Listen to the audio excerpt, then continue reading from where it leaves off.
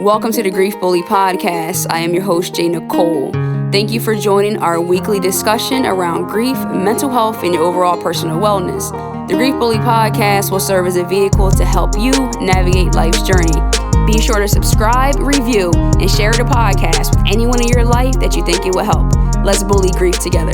What's up, beautiful people? Welcome back to another episode of Grief Bully Podcast. I am your host, J.Nicole. Today is Monday, September the 6th. We are back in the studio, rocking and rolling. Guys, we are episode 108, and I am feeling excited because guess what? I am not by myself today. I do have a special guest all the way from the A. I'm sure I don't say it how she says it. I'm just going to get right into this because I want us to have as much time for this conversation. I want to welcome to the show Kamaya Chapman from the A. What's up, Queen? What's up? All the way in Jersey. What it do? Love it. Love the energy. So we have Kamaya Chapman on right now. She's a big Instagram personality. She's a serial entrepreneur. She's also the niece of T.I. We know T.I., Tiny, all that good stuff like that.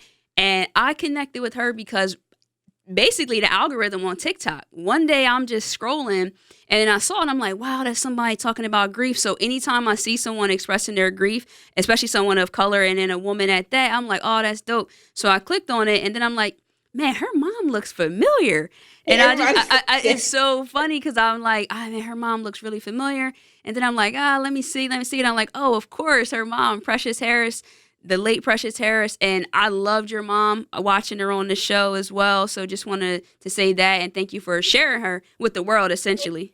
Look, everybody's favorite auntie, everybody's auntie on the show. Everybody loved her so much, and she loved y'all. Don't get it twisted. Yeah, definitely. And so I saw that you shared openly about your grief with your mother, and then also the loss of your son Chayce. And so I wanted to have you on the show to talk about it because I think, especially in the Black communities of color, it's not something that we often talk about, but it's something that we absolutely endure and are faced with a lot from childhood until where we are now and beyond. So we can just get into it. I mean, not obviously, but for most people, unfortunately, your mother passed away. And I believe that was February 22nd of 2019. February 22nd, 2019. Yes. So, I mean, if we can just kind of go back to that, was it like a normal day for you? Because, I mean, I know that there was an accident. So prior to her actually passing, there was some grief already starting before that. Right. So crazy how life just works, right? I do lashes. I'm actually known as the lash plug in Atlanta. Okay, lash plug.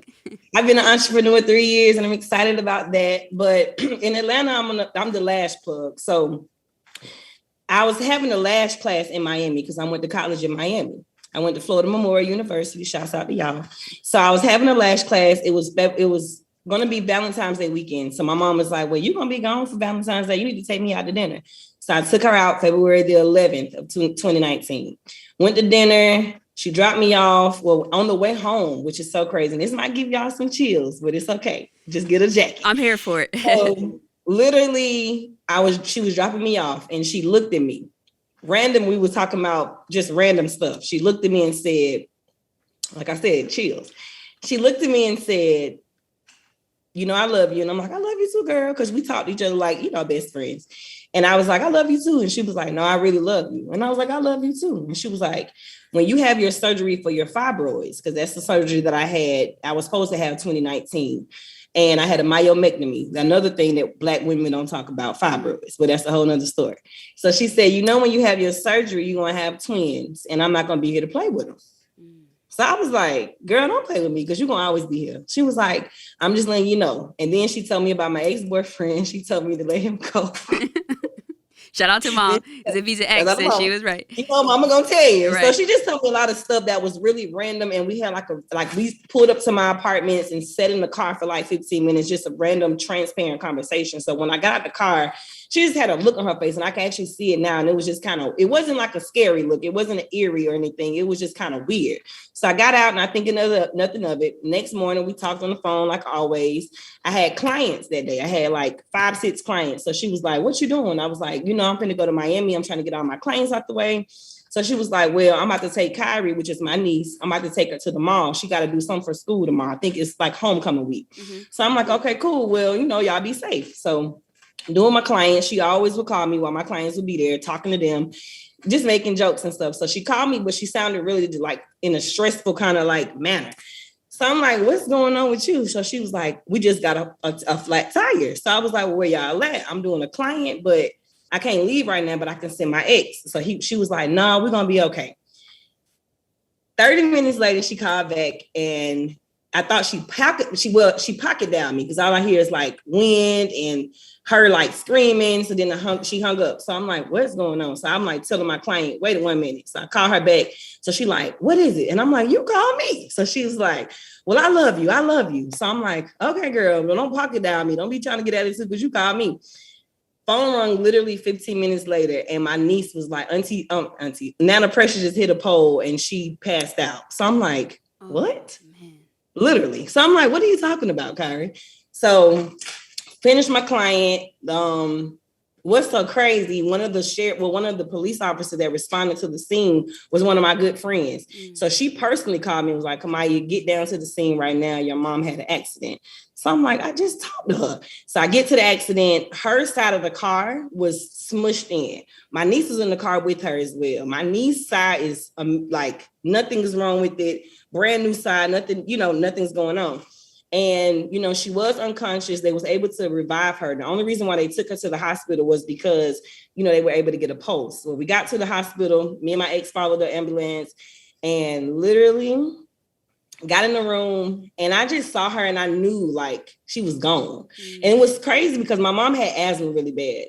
And she always had asthma attacks. Like we'll be somewhere and the funny thing to kind of take the, the edge off this conversation. Right. She used to, if asthmatics with like chronic asthma, she used to urinate on herself. But it wasn't like I'm just peeing. It was like a release because, they can't breathe. So it's like a release. So we'll be in the store, we'll be wherever. And she'd be like, I'm peeing. And I'd be like, like, what? So she was, so she literally would pee on herself, but she'll be fine. Like she'll go to the hospital. I'll call my grandma because that's like my go-to. I'll be like, grandma, my mama had an asthma attack in Kroger. She'd be like, well, call me when you get there and everything will be fine.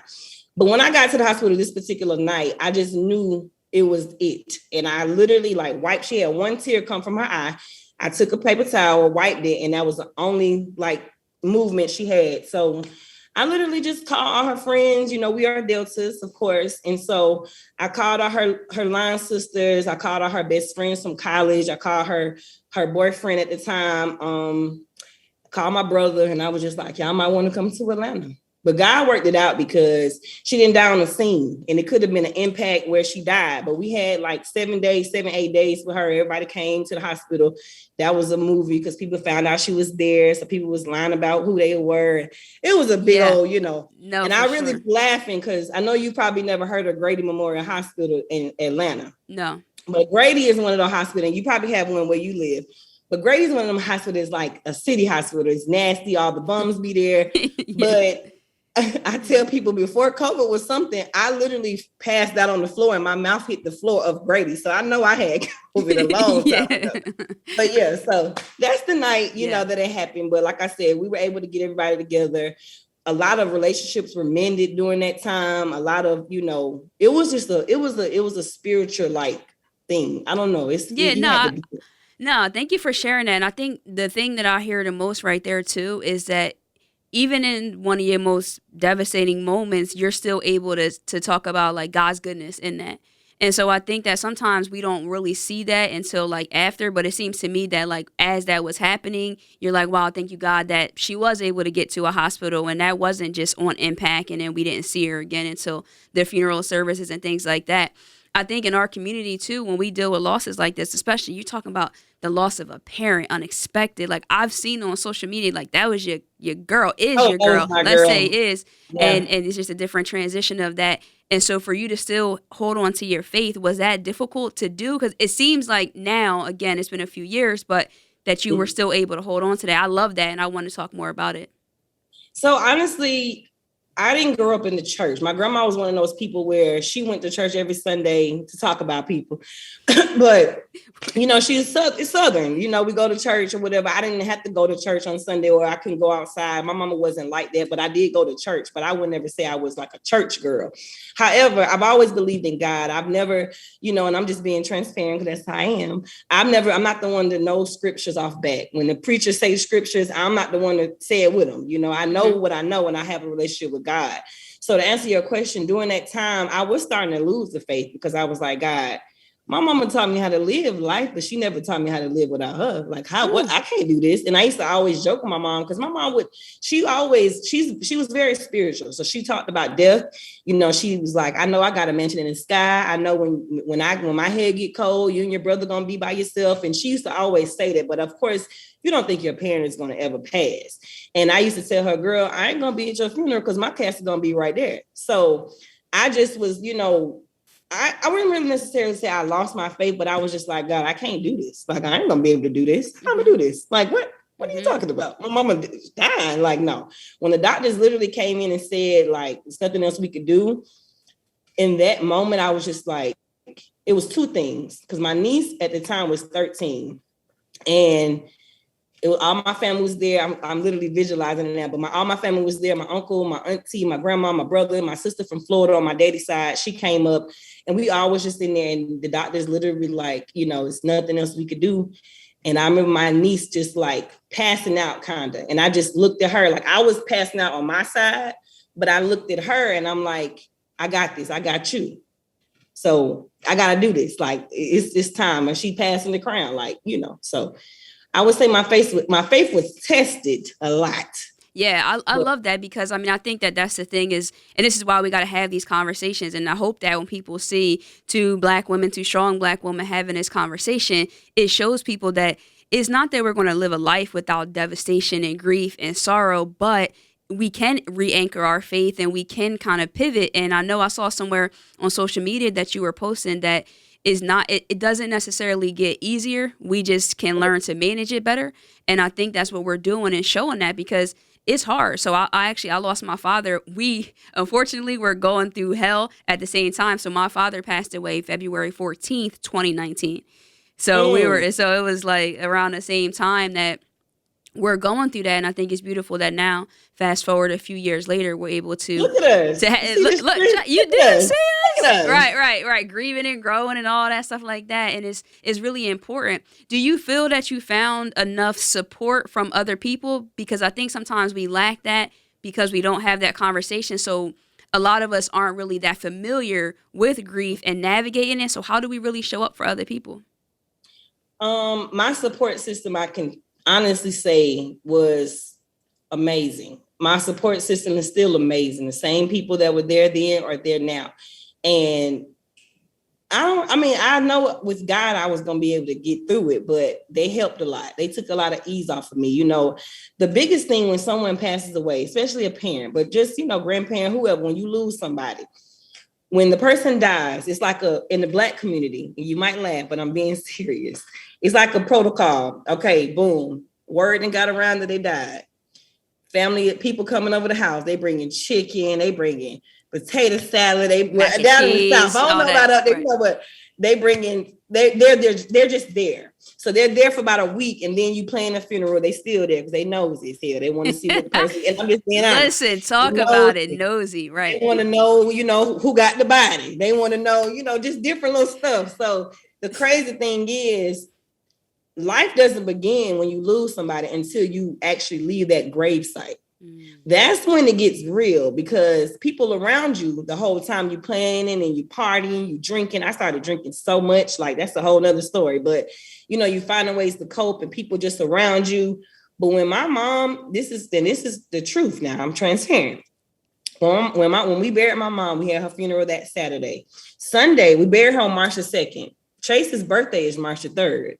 So I was going through, I already used to grieve. I mean, I still grieve him, but I was already celebrating his life because he was born and he died the same day. So March the 3rd is already, you know, dedicated to him. So we buried my mom March 2nd, Chayce's birthday March the 3rd. And that Monday came. I got up, you know, everybody went back to work. Everybody went back to their norm. I got up and I told my ex-boyfriend I was trying to find my phone. So he was like, what you looking for? And I was like, my phone. And he was like, wow, what's going on? Like, you off today, just chill. And I was like, nah, I gotta call my mama. We gotta go to lunch today. Like, she ain't called me. And he was like, what? And I was like, my mama, like and I was getting like antsy, looked like, nigga, I said my mama. He was like, Kamaya, we buried your mama Saturday.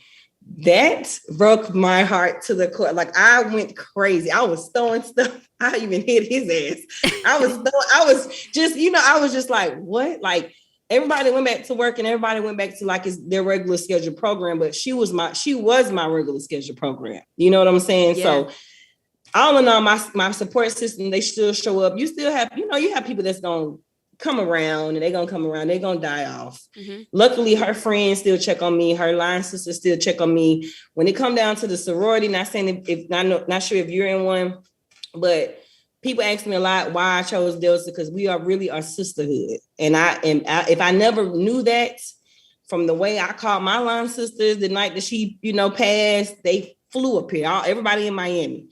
They flew up here. Her line sisters, they flew up here. Like, we really are a sisterhood for real. I've heard that a lot. I'm not in a sorority, but I'm not gonna say what one of my friends is because it's not a Delta, but it's okay. It's okay. I'm just kidding now. So she's an AKA, and I see a lot with that and the sisterhood that you have, and I also know some Deltas as well, and so they definitely do that and show up. I'm happy that you had that support. A lot of people do and then don't, but like you said, once the casket closes and you keep moving, and then you're trying to figure out your new normal and what that is.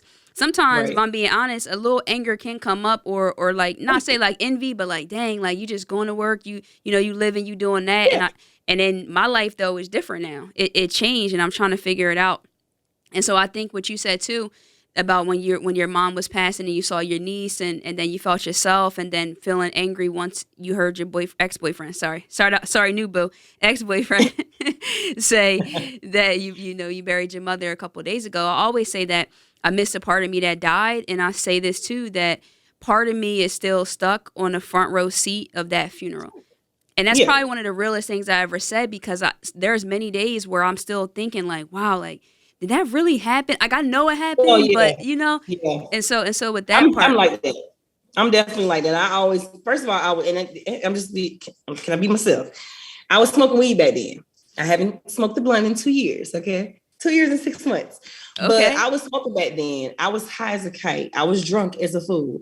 So that day I wanted to be numb, because I was comforting my friends. I remember like visualizing, I can see it now. I'm at of course, the front row, me and my grandma, we holding hands, and I'm seeing my friends, because my friends were connected to my mama as well.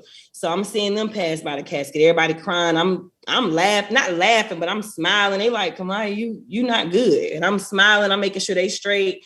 And I just be thinking about it sometimes, like, I should have did some shit different at that funeral, because why did I got up there to talk, and I was making people laugh, and they was like, okay, yeah, we're gonna have to check on Kamaya. Right. But a part of me did die when my mom passed. But I, like you said, and my boyfriend laughs at me because he thinks it's so funny. But I really say this, and I'm not being funny, but it doesn't get easier.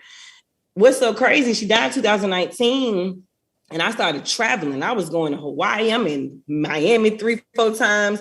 I'm in Mexico 3-4 times. Like, I'm turned up. Then COVID hit. And then I lived by myself at the time. And I had to really sit there in like sorrow, like, wait a minute. So then depression hit me really, really bad last year. So I stopped smoking, but I started drinking a lot. It was just a lot going on. So it doesn't get easy as the time goes by, but it does get manageable, because now I know I've accepted it, which is the last part of grief. And people don't really know the grieving process is a process for real. And it's different stages. Anger, denial, acceptance is the last one, like I said, and I've gotten there. So now it's like, okay, my Nipsey Hussle, the marathon must continue. Now my niece lives with me. She's been with me for a year, about to be 16, child. Good luck. Good luck with that. When I told her, like, when she needed me like I needed her, because my niece was in the car with my mom when she passed. So she was the last one to see her. She was the last person to talk to her, literally. So like I told her, like I said, my mama, I got you. So she lives with me, So Yeah, a part of me died when she passed, but now it's just like, okay, Kamaya, she passed. You know, she raised you. You a little big spoiled baby, but now I feel grown. So Yeah, I here we saw go. that somewhere that you posted on social media, I think, where you said that you're actually the strongest now, and that's whenever this post was, that you're strongest now than you were before. And so just for somebody out there too, how did you pull yourself out of the smoking the weed, the drinking the alcohol? Because that's just our go-to. Like when you find out in our community that somebody passed, you're like, oh, I'm about to go get a bottle, bring a bottle over to them. We about to roll up, we about to do this and that. It's just more so like just the natural thing, I think, from, and it's speak from my own experience, what you see growing up when we talk about dealing with death in our community, then you're lighting candles on maybe someone was murdered, you're doing all this stuff. But I never really saw like a healthy coping mechanism when it came to that, except for, oh, just give it to God. This is a part of life. You just got to deal with it. But it's like, nah, bro, my flesh is not handling this that easy and just able to do that. So if you had any advice on how you were able to pull yourself from that, that'd be great. Honestly, but honestly, like drinking, I still drink. You know, I've got a little 1-2 right here, a little wine. But I was drinking. I had a lot of, okay, as Black families, right? Transparent. We have a lot of alcoholism in our families, just in the Black community as whole. We have, everybody got a crackhead in their family. It is what it is, whether it's a little coke, I a little keep crack. laughing. I'm sorry, guys. And I I'm mean, sorry, see, you, but but I'm like, just, it's hilarious and I can't stop we laughing. having a system over here. Yeah. So you're right. everybody got a little 1-2 in their family. And Couple we of don't do no judging. A couple of them. And then, hey, everybody got their vice. Do what you do. Right. At the end of the day, it's just what it is. However, when it came to me, I was drinking in the morning, I was drinking in the afternoon, I was drinking at night. And I'm not talking about a little wine, I'm talking about 1800, like 5-6 shots in by 10 a.m.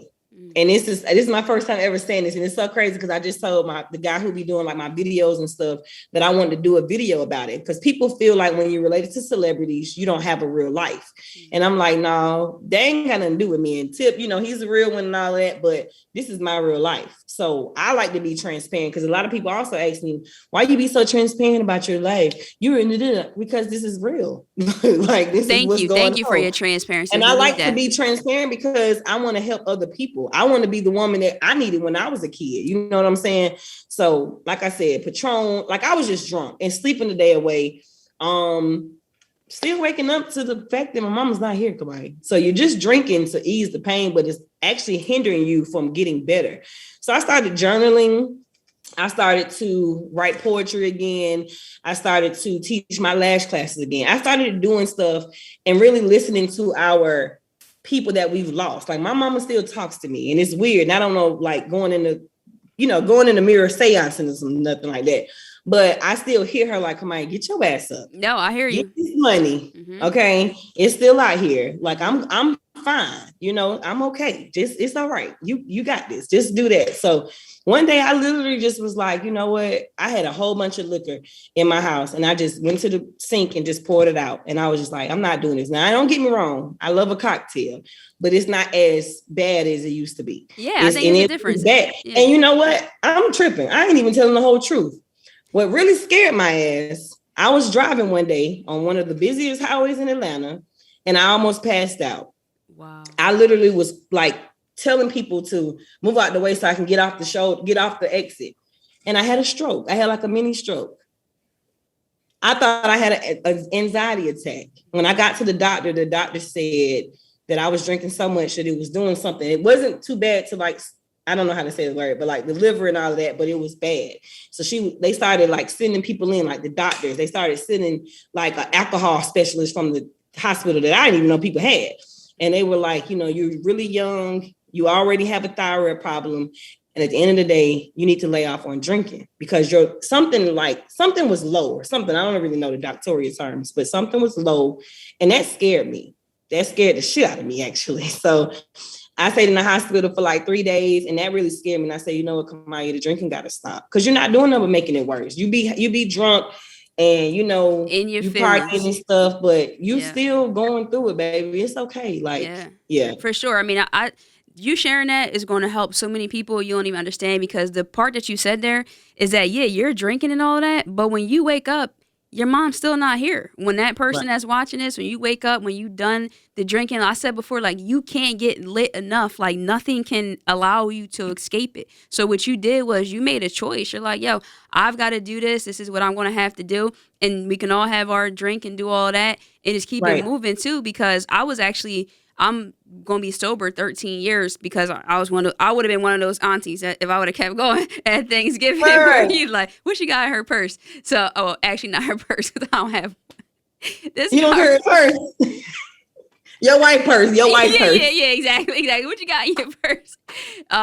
And so, yeah, but being able to see that we can make that choice, and it's not necessarily bad that you have a drink or you have this and that. So for me too, like food, that became a big problem because I Yeah. didn't drink, but like the food part was like, well, you can't really eat when your person is dying. Well, I'll speak for myself. I couldn't eat. Yeah. My stomach, Gotta have everything was messed up. But then once after that, it started being like that comfort and that feeling. But I think if more people felt like they can have these conversations, the word that you just said like a lot here is transparent. But we all have that like facade or just a lack of trust that we have with expressing our I don't like emotions. to feel, not to cut you off, but Nah, people you're don't good. like to feel what I've realized. People don't like to feel vulnerable. They Right. don't like to feel at a vulnerable state because they feel like they're going to be judged and people are going to talk about them. Well, one thing about me and one thing about my mom, like people saw her on Family Hustle.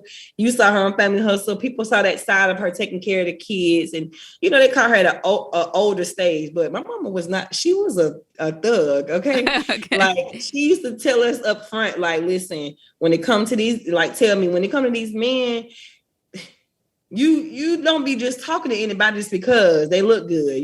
Make sure, not saying use them. We ain't no city girls, but make sure they bring it. It's more than money. Make sure they bring something to your life that's beneficial. Make sure you equally yoke. You know what I'm saying? So my mom used to tell me all the time, Kamaya, you can't be lacking. You can't lack. You got to be on your P's and Q's. Like you can't just be, doing something just to be doing it. So yeah, that sounds, I mean, I love that you continue to use that. And that's what I think too. If you listen close enough, like you said, you'll hear their voice and you'll know that. And then you make a choice to apply it or not apply it, when you have that. So you talked about that where people say, oh, okay, being related to celebrities or famous people.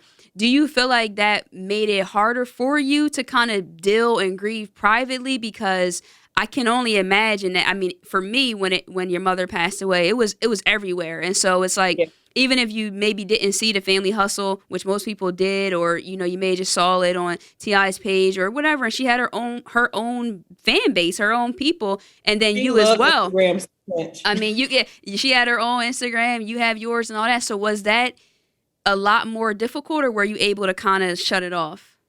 So with me not really giving a damn about people, it was easy to shut it off, but it also was, I'm still human. So I would see negative comments, of course, and not, TMZ had put out her medical records that cocaine was in her system. And this is the first time, I don't know, I'm big on energy. So I get the energy from you, from your show or whatever. So I'm just going to be honest.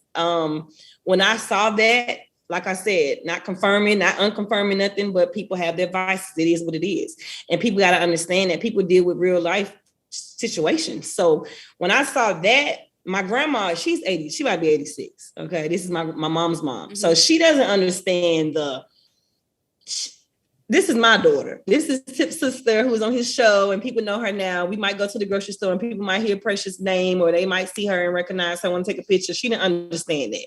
So I had to kind of like hold her hold her back because she wanted to beat up everybody. But it was like, with me not really caring, like my grandma, this is her life. People knew who she was. Everybody loved her as their auntie, even if you didn't know her. So it was easy for me personally to grieve privately. Mm-hmm. But of course, you don't want to see negativity about your aunt and then people saying like sacrificing, just different stuff that people would send me. But when it literally doesn't, I'm a Taurus, okay?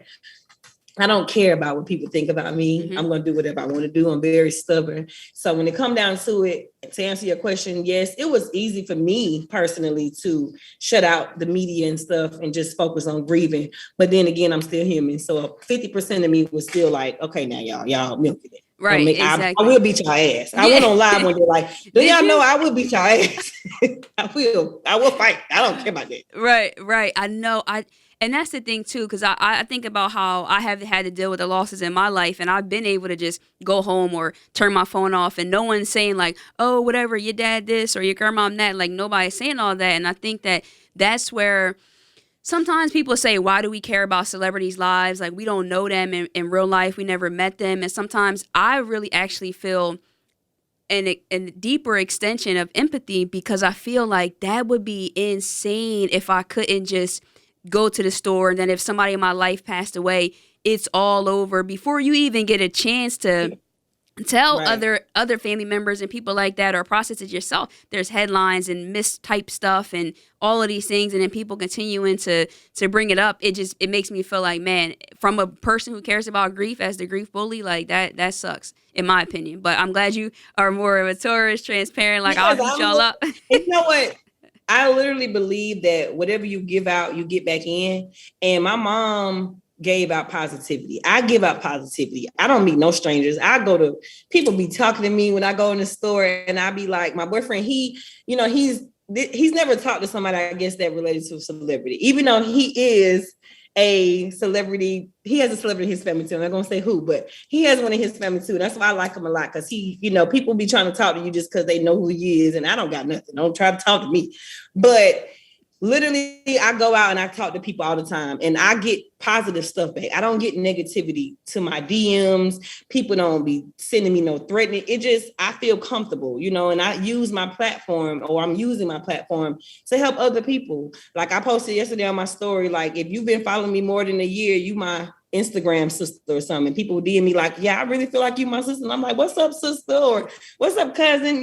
Because people want to feel like they belong. You know what I'm saying? Like, I think people that relate to celebrities, and they be trying to act all bougie, like, child, people is not like, right. You'll be surprised. But I've always been a humble person, just because, like I said, my mama raised us like, don't look at what nobody else got, but don't forget where you come from. And I'm like, I'm just an entrepreneur trying to make it. You know what I'm saying? So yeah, it seemed like you're doing a good job with that too, and just making everything happen. And so I don't want to be remiss to not even be able to highlight and have some time to talk about your son as well. Mm-hmm. Thank you for sharing so much about your mom and just everything that you went through. I know for a fact that people are going to be better and more encouraged. And just, I think if nothing else, what I'm feeling is you could just kind of like go like this, just relax and just be with it, and just say how you feel and just kind of go through that. And so that's very important to me. But I know also, unfortunately, your son, whose birthday and unfortunately the day that he passed away was March 3rd. And so you also do a lot of work and try to make sure that we highlight infant loss and pregnancy loss and all those things. So that's something that's really important for us to make sure we have time to highlight as well. That's something that I'm just going to be honest with you. It's like a low-key fear that I have that like when we get to that point in our lives where we're going to, try to have children, I don't know if it's because I'm so much wrapped up in the grief community that I see so many things like these stories that happen, and it's just like, but then seeing your energy here, and so I can't wait to hear you talk a little bit more about it, is that if, God forbid, that was to happen, that we could be okay. Yeah. So Chayce was born. My life needs to be a movie. Maybe it will be. It needs to be a movie, and it's so crazy because I be thinking about it now, and I'm 34, so I've grown so much, and I just be like, Kamaya, you are crazy. But Chayce was born. I was actually going to school in Mississippi State. I actually followed my ex-boyfriend, not the ex, but the ex before, whatever. So I followed my high school, like, boom, from down to college, boom. He cheated on me, so I cheated on his ass back and got pregnant. Okay, let's just be transparent. Okay. So let's be transparent. So got pregnant, boom. When I had Chayce, I didn't tell nobody. I didn't even tell my mama I was pregnant.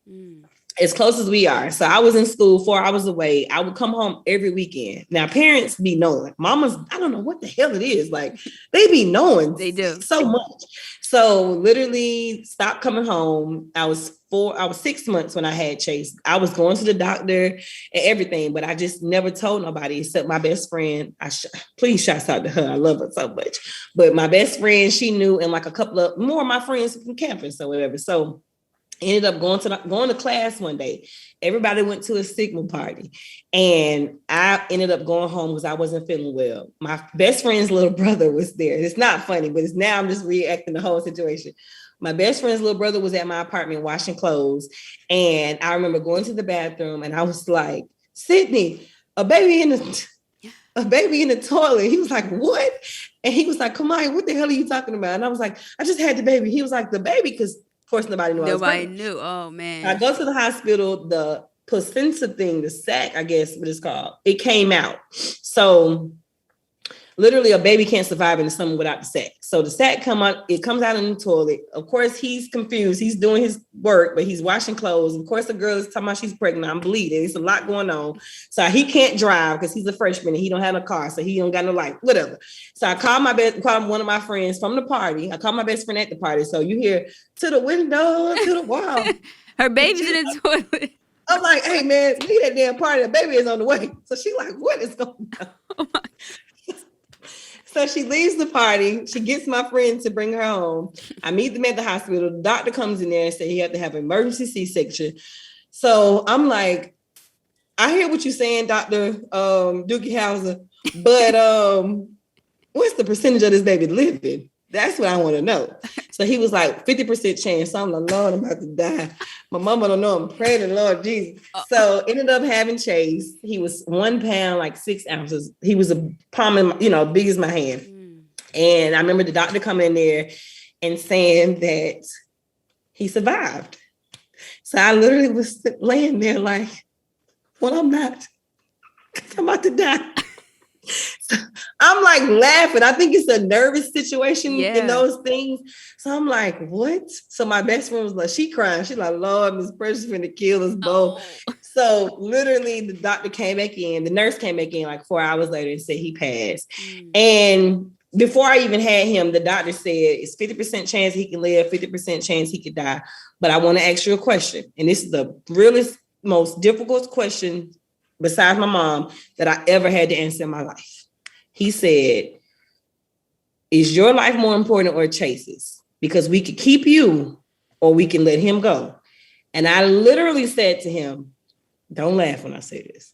I literally said, child, I don't know him. I got more life to live. I have more kids. Stop. Listen, if I could bring my wife onto this, this is not, I have said to her, though, Kamaya, the exact words. I said, if they ask me that question, I'm going to say, I don't know that baby. And I'm so sorry to say that to the world. I feel bad because I can have more kids. I mean, if it's for me to have more kids, it's just what it is. But I don't know. I'm not going to end my damn life. I'm just 21. So Chayce, I'm sorry. I love you so much. But no. So, he did pass away. And the only thing I regret from that situation is the fact that when they came in, when the baby is born and he's alive, or, he or she is alive, you have to name them. So I was just like, Chayce. I don't know where I got that from. I think I had to go to the bank that day. I don't know. But I just named him Chayce. And I was like, I'm going to spell it different. And literally, the nurse was like, what do you want us to do? Do you want to send us, home with your family? But you got to remember, nobody knew I was pregnant. Right. So I was like, do whatever. And I don't know what to do whatever meant. I don't know. To this day, I'd be like, damn, I should have buried him properly. Right. But you want to know how mama found out about him? How who? My mom found out about him. Yeah, how? Please tell me. I'm gonna try not. I know I'm gonna try not to laugh because you just been making me laugh about this subject that I don't normally laugh about. Sometimes you gotta laugh when people crying. You do. No, that is true. That is 12 years is a long time to have gone through something like sure. This. So I'm gonna tell you how she found out, but it really gives me strength and hope and just guidance, knowing that I have two angels, up there saying, "Go daughter, go mama." So that pushes me even harder for real. Absolutely. But my mama found out I had Chayce. Because I got dismissed from school. I got kicked out of school. Okay, how about that? Got kicked out of school. Ended up going back home. My best friend got kicked out too. That's my rider. Okay, she got kicked out too because we both missed a week of school. We was in the hospital. My mom was calling me every day, y'all, saying, how's classes? Oh, class is good. I'm in the hospital, laid up. Okay, whatever. Just had a whole baby. But she found out because my mom was one of those Black moms that opened up your mail, didn't care. And they sent the death certificate. So when she opened it up, she read Chayce Chapman. And she literally looked at me with like a death stare, like, Kamaya, who is Chayce? Because it shows baby, born. She was like, who is Chayce? And I literally, if my stomach, my ass came out. My stomach came out of my, like, I just was like, you can't lie about that. Right, exactly. So I was just like, so, mama, I lost the baby.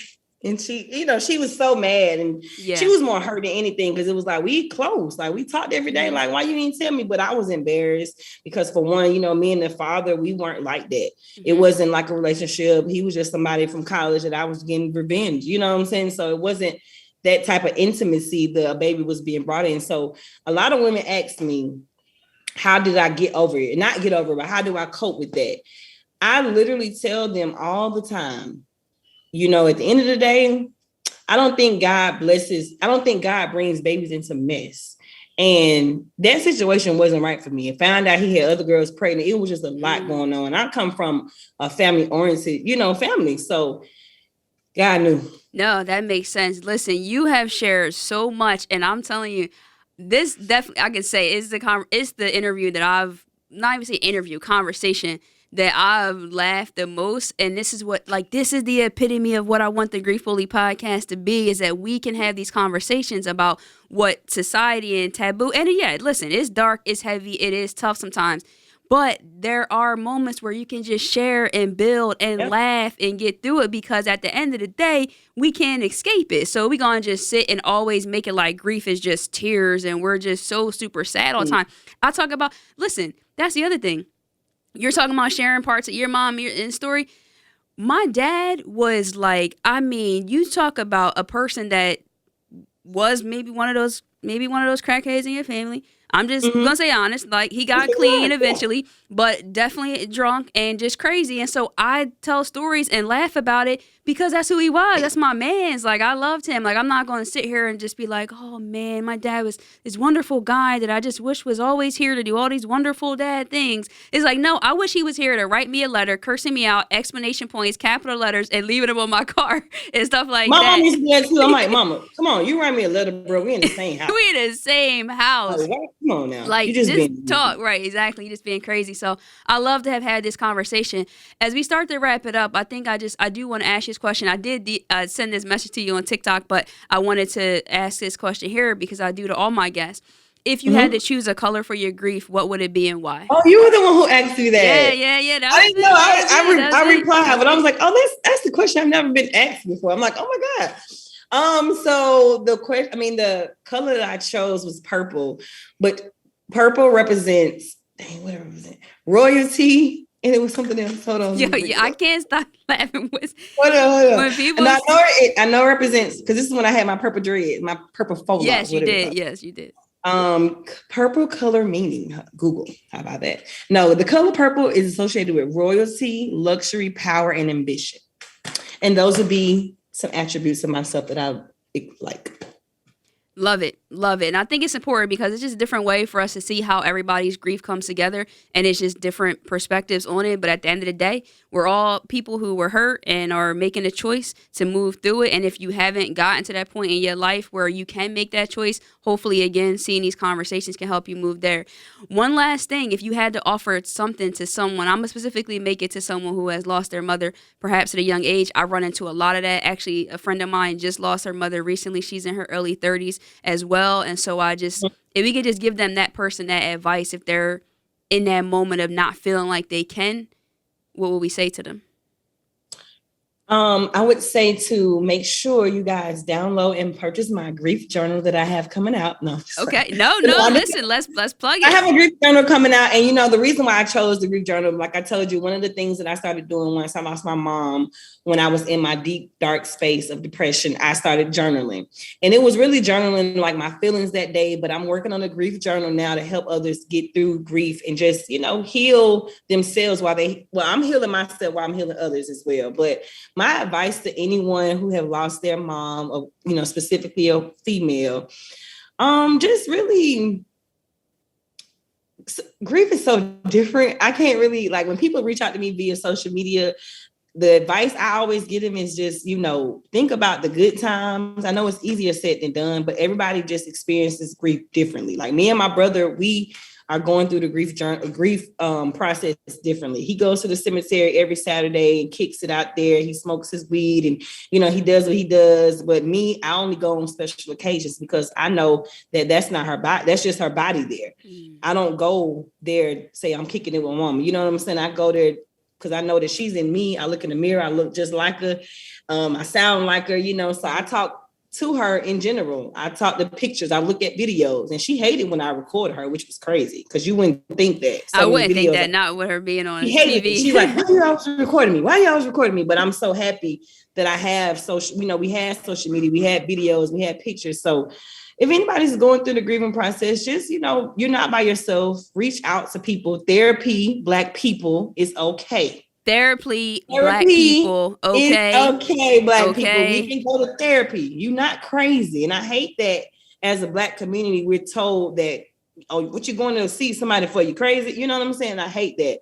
But I think that comes from like our grandparents, our absolutely. It's just a generational thing. But let's break the generational curse, guys. Go to therapy. Talk to somebody. Do something that your loved one would like. My mom liked to eat. I go to restaurants, different little stuff. Like me and my mama had a different kind of bond. And, I still laugh with her. I still laugh with her. I still, cry with her. I still do little things, So I don't know, like everybody's grief is just so different. So I can't really give advice, but I can say that you have to really find a manageable way. And I'm smiling because my boyfriend laughs at me about me saying it all the time. He thinks it's so funny. But seriously, find a manageable way to get through it, not the drinking, not the smoking, really find something that will make them happy because it's not for you, it's for them. You got to keep going.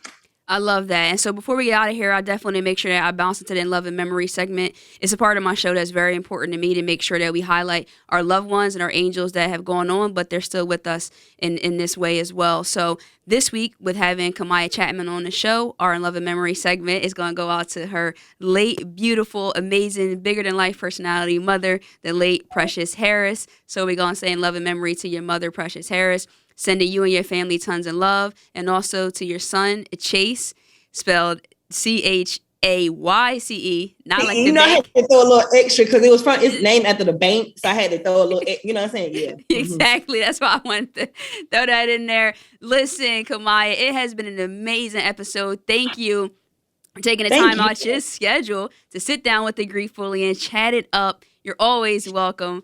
It was amazing, honestly. Oh, thank you so much. I'm so honored, guys. All the way from Jersey. I'm just a girl from Atlanta. And I'm just thankful that y'all had me out here. Thank you. And listen, where can we find you on social media? I know you got the journal coming out, but where can we plug in? No pun intended, because your name is Kamaya the Plug. But whatever, yeah, whatever. Kamaya the Plug is my Instagram, KAMAYADAPLUG. I'm on TikTok, and I love TikTok so much. So if you see me posting a lot, just like it, But I'm getting up there because I got like 500 something, like 500,000. Yeah, you are lit on TikTok and Instagram. So I got a ring light now, and so I'm going to be doing some okay, ring light. Let's go. But Kamaya the Plug on there as well. Twitter, Kamaya the Plug. Kamaya the Plug is on everything. And then, women, if you want to get lashed, well, not really lashed, but learn how to lash, the Lash Plug. Got you. It sounds great. Guys, listen, it's been another phenomenal episode of Grief Bully Podcast. Episode 108 is in the books. You guys already know where I hang out the most. If you're not following me yet, what are you doing? At I_AM_J.Nicole over on Instagram, guys. Till next time, you already know. Love and light. Peace.